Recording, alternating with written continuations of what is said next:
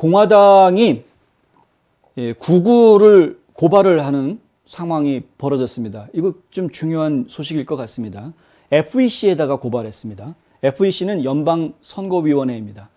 연방선거위원회에다가 구글을 고발한 이유가 무엇이냐? 노스캐롤라이나 주립대학교에서 나온 연구 결과 때문인데요. 노스캐롤라이나 주립대학에서 연구팀이 연구를 해봤습니다. 한 1000개 정도 계정을 100개 이상의 이메일 계정을 만들었다는 거죠. 연구원들이 구글 Gmail에다가 이메일 계정을 한 100개 정도 만들어 가지고요. 그래서 테스트를 해봤다는 겁니다. 테스트를 해봐서 그 이메일이 올 때 보면은 왜 자동으로 스팸으로 넘어가는 경우가 있지 않습니까? 스팸 폴더가 있으니까. 그럼 이게 광고인지 뭔지 우리는 읽기도 전에 자동으로 스팸으로 넘어가는 그런 이메일들이 있는데 어떤 기준에 의해서 스팸으로 넘어가는지 어떨 때는 꼭 내가 봐야 되는 건데도 스팸으로 넘어가는 경우도 간혹 있죠. 그래서 그런 부분들에 대해서 이제 연구를 해본 겁니다. 가짜 계정들을 쭉 만들어가지고 한번 이메일을 받을 수 있도록 해놓고 어떻게 되는가 한번 지켜봤는데, 그런데 의외로 민주당 성향을 가지고 있는 계정이 민주당을 지지하는 느낌을 주고 있는 그런 계정은 스팸이 좀 덜 생기고, 공화당을 지지하는 사람인 것 같은 느낌의 계정은 스팸이 많이 생기더라. 이런 거죠. 똑같이 보내는데 이 이용자가 정치적 성향이 어떠냐에 따라서 스팸으로 보내는 확률이 더 높아지기도 하고 낮아지기도 하고. 무슨 얘기냐면 제가 공화당을 지지하는 사람인데 제 Gmail 이메일을 올 때 어떤 사람이 지금 설문조사를 한다 칩시다. 정치적인 설문조사를 하는 이메일을 쫙 돌렸는데 그 이메일이 민주당 지지하는 사람들한테는 더 잘 들어가는데 공화당 지지하는 사람한테는 스팸 메일로 갈 확률이 더 많아진다는 이야기입니다. 못 보게 된다는 이야기죠. 결론적으로 말씀드리면. 그러니까 어떻게 해서 그런 알고리즘이 만들어지게 됐는지는 모르겠으나 실제로 이러한 알고리즘이 있는 것이 분명하다. 이렇게 이제 연구 결과를 발표를 한 겁니다.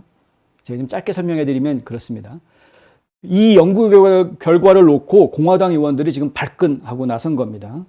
그래서 공화당 전국위원회, 전국공화당의회위원회, 그리고 전국공화당 상원위원회 이 세 개 단체는 RNC, NRCC, NRSC 이 세 개 단체는 공화당의 현직 의원들과 공화당원들을 전국적으로 대표하는 가장 중요한 세 단체인데 이 단체가 다 한 목소리로 FEC에다가 고발을 한 겁니다. Gmail의 알고리즘을 조사해달라고 정식으로 고발을 한 겁니다. 어떤 정치적인 편향성이 이 Gmail의 알고리즘에 적용이 돼 있다면 이것은 분명히 제거되어야 할 것이고 그 책임을 구글이 져야 할 것이다 라는 것이죠. 당연한 겁니다. 근데 구글이 과거에도 선거에 이런 식으로 개입했다라는 이야기는 여러 차례 나온 적이 있었습니다. 예전에도 계속해서 구글이 뭔가 좀 검색을 해도 검색 결과를 보여주는 것도 그렇고 뉴스 검색해 보십시오. 우파 언론사들 뉴스 검색 안 나옵니다. 구글에서 아무리 검색해 보셔도. 그럼 좌파 언론들만 나오고요. 어쩌다 검색에 나오는 게 팍스 TV 정도입니다. 악시오스니 USA 투데이니 우리가 흔히 주류 언론이라고 이야기하는 좌파 언론들 전부 다 검색에 나오는 제일 위에 나오는데 지금 원 아메리카 뉴스 네트워크라든가 OANN이라든가 뉴스맥스라든가 브라이트바트 그다음 저스트 뉴스 또 많죠. 데일리 와이어 많죠. 보수 언론들 굉장히 많습니다. 보수 언론들 중에서도 전통성이 있는 보수 언론들 굉장히 많습니다. 그런데 이런 언론들 하다못해 뉴욕 포스트도 잘 안 나옵니다. 그냥 띄엄띄엄 나오고요. 근데 워싱턴 타임즈 같은 경우에도 굉장히 띄엄띄엄 나오죠. 검색 결과에 항상 그 뒤로 밀려 있기 때문에. 그러니까 이러한 것들이 결국은 검색 엔진 자체가 알고리즘이 지금 특정 정치 성향에 좀 더 유리하게 편향되어져 있는 것 아니냐라는 지적들이 계속 나왔습니다. 선거가 한참 진행되고 있던 시절에도 이렇게 검색을 해보면 후보자 이름 같은 걸 가지고 검색을 해보면 공화당 후보한테는 불리한 기사들이 먼저 딱 뜨고 민주당 후보들한테는 칭찬해주는 기사들이 먼저 결과로 나오고 이런 식으로 불합리하게 검색 엔진이 운영이 됐던 것들이 많이 지적이 됐었습니다. 이건 이제 어제 오늘 얘기가 아니고 예전부터 있었던 이야기입니다. 그런데 요번에 노스캐롤라이나 주립대학에서 연구원들이 이 G메일을 가지고 확인을 해보았더니 이거는 뭐 대놓고 아예 민주당 쪽 사람들한테 유리하게 처리를 해버리는구나라는 게 그냥 확연하게 드러나 버린 것이죠. 구글의 이메일 서비스가 좌파 후보 이메일의 대다수를 받은 편지함에다가 계속 보여주고 스팸 편지함에다가는 10%밖에 안 보낸, 그러니까 민주당 쪽에서 보낸 이메일은 스팸으로 처리되는 게 10%밖에 안 됐는데, 반면에 공화당 쪽에 우파 후보들이 이메일을 보낸 것은 77.2%가 스팸으로 처리가 됐다. 제대로 이메일을 받아볼 수 있었던 것은 20몇 %밖에 안 된다는 거죠. 77.2%가 스팸으로 처리돼, 공화당 쪽에서 보낸 건. 근데 민주당 쪽에서 보낸 거는 10%만 이렇게 처리가 됐다. 그러니까 너무나도 형평성이 없는 거죠. 그러니까 G메일을 이용해 오셨던 분들은 민주당 쪽에서 보내오는 이메일은 아주 깨끗하게 잘 들어와서 잘 받아볼 수 있는데, 공화당 쪽에서 보내오는 이메일은 다 스팸으로 들어가가지고 제때 읽을 수가 없는 상황이었었다라는 이야기입니다. 저도 똑같이 겪고 있는 일입니다. 저도 똑같이 겪고 있습니다. 제가 지금 연방 하원 의원들 중에서 저 개인적으로 지금 주목해야 되는 의원들한테 전부 다 메일 리스트를 걸어 놓았는데, 그러면은 보통은 이제 의원들이 의회 활동하는, 의정 활동하는 내용들을 뉴스레터로 보내줄 때 항상 이메일이 오게 돼 있습니다. 근데 민주당 쪽 의원들한테 걸어 놓은 것은 뭐 100% 여지없이 그대로 다 오는데요. 정상적인 인박스에 다 들어오는데, 그런데 공화당 쪽 의원들이 보내오는 거는 상당수가 스팸으로 가는 걸 저도 알고 있습니다. 근데 이번에 이제 아예 대학에서 연구를 해보니까 연구 결과가 그렇게 나오고 있다라는 것이죠. 이거는 이제 크게 잘못돼도 뭐 보통 크게 잘못된 게 아니라는 겁니다. 아웃룩이라든가 야후 같은 경우에도 이렇게 좀 약간 편향된 모습을 보이고 있기는 하지만 야후나 아웃룩이 가지고 있는 이런 편향성보다 더 크다라는 이야기인데요. 뭐냐하면 구글의 G메일은 민주당 쪽은 10%만 스팸, 공화당 쪽은 77% 스팸 이렇게 처리했다고 말씀드렸죠. 아웃룩 같은 경우에는 공화당 쪽에서 오면은 59% 스팸, 그런데 민주당 쪽에서 오면은 20.4% 스팸 이렇게 했다는 겁니다. 야후 같은 경우에는 14.2%가 민주당 쪽에서 오는 경우 스팸 처리. 결국에는 숫자의 차이들은 있지만은 이메일 회사들이 전부 다 이렇게 좌편향된, 공화당 쪽에서 보낸 이메일은 스팸 처리를 더 많이 하는 이런 모습을 좀 보여주고 있다라는 이야기. 근데 그들 중에서도 가장 극악스럽게 한 것이 G메일. 그리고 지금 미국 내에서 가장 많은 사람들이 이용하는 메일링 서버가 바로 G메일이기 때문에 그 영향이 굉장히 심각할 것이다. 이제 이렇게 나오는 것이고요. 공화당 내부에서는 이 연구 결과를 바탕으로 해서 계산을 해 보았더니 한 10억 달러 정도 공화당 쪽이 헛쓴 돈이 돼버렸다라는 계산을 뽑아냅니다. 그러니까 이메일 처리를 제대로 안 해주고 구글이 편향된 이러한 알고리즘을 운영함으로써 공화당 측이 한 10억 달러 정도 손해를 봤다라는 계산을 뽑아내고, 요번에 FEC에 제소하면서 우리가 10억 달러 손해봤다, 구글 알고리즘 때문에, 이렇게 지금 제소를 한 상황입니다. 이것이 만약에 받아들여져 가지고 재판에서 이기게 된다고 하면, 그러면은 구글은 공화당에다가 10억 달러 물어내야죠.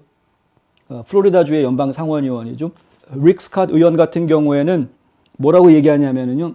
2019년과 2020년 보수주의자들은 G메일 사용자들로부터 린레드라는 기금 모금하는 사이트인데요. 이 린레드라는 것을 통해서 7억 3,700만 달러를 모금을 했다. 만약 7억 3,700만 달러가 G메일의 요청에 대응해서 모금되었고, 만약에 G메일 사용자의 32%만이 실제로 우리 이메일을 봤다면, 그렇다면은 우리 이메일을 수신하는 것을 차단당한 나머지 68%의 G메일 이용자들이 만약에 우리가 보냈던 이메일을 받아봤더라면 훨씬 더 많은 돈이 기금으로 모였을 것이다 라는 것이죠.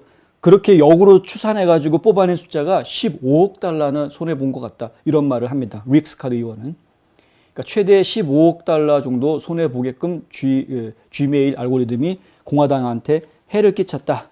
스캇 의원은 공화당은 애리조나 주민들로부터 49만 개가 넘는 G메일 주소를 가지고 있다. 만약 68%가 스팸으로 표시가 됐다면 우리는 잠재적으로 Gmail에서 33만 3천 명의 유권자들에게 도달하지 못했을 것이다. 애리조나주에서 마지막 연방 상원 선거 경선은 7만 9천 표 차이로 결정이 됐다. 근데 우리가 보낸 걸 받아보지 못한 유권자가 33만 3천 명이었으니 그러니 뭐 7만 표 차이로 진 것은 이거 되돌려놔야 되는 거 아니냐.